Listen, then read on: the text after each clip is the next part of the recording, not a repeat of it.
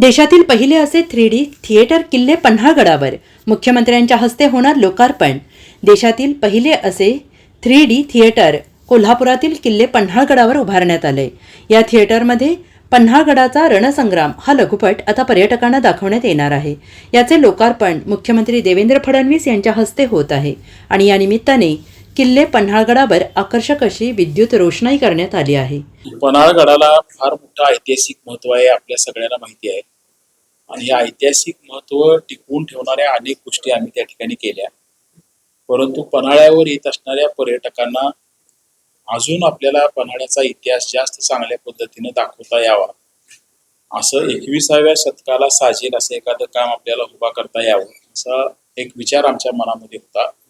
आणि तो विचार येणाऱ्या 6 तारखेला आपण पूर्णत्वाला नेतोय आणि 6 मार्च हा सुद्धा प्रामुख्यानं पन्हाळ्याचा विजय दिन म्हणून त्या ठिकाणी साजरा केला जातो। म्हणजे पन्हाळगड स्वराज्यात येणं ही गोष्ट एवढी महत्वाची होती की ज्या वेळेला पन्हाळगड जिंकल्यानंतर महाराज या ठिकाणी आले, त्यावेळेला सोन्याची फुलं उधळून खरं तर त्यांचं स्वागत त्या ठिकाणी केलं गेलं।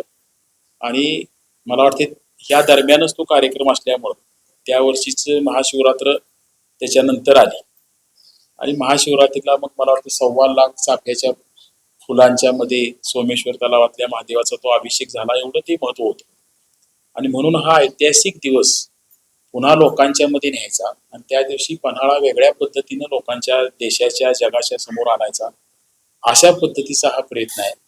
आणि पहिला देशातला ऐतिहासिक लघुपट हा 13D तंत्रज्ञानाच्या माध्यमातून आपण त्यावेळेला लोकांच्या समोर आणतोय। मला नक्की सांगता येणार नाही, पण मला असं वाटते की पन्हाळ्यावर म्हणजे मुख्यमंत्र्यांचा जाहीर कार्यक्रम सुद्धा हा कदाचित पहिला असेल।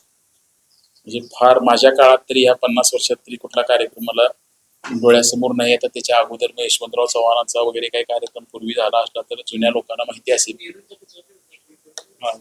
फार म्हणजे जुन्या काळातला, म्हणजे ह्या अलीकडच्या काळात मुख्यमंत्री सुद्धा पन्हाळ्याला कार्यक्रमाच्या निमित्तानं पहिल्यांदा येत आहेत। एक चांगला कार्यक्रम आपण त्या ठिकाणी नियोजित केलाय आणि एक वेगळं पण आहे, जे फक्त पन्हाळा नाही, कोल्हापूर नाही, तर सगळ्या महाराष्ट्राच्या ऐतिहासिक परंपरेला जगासमोर देशासमोर नेणारं असं काम आपण लोकांच्या समोर ह्या दिवशी आणतो।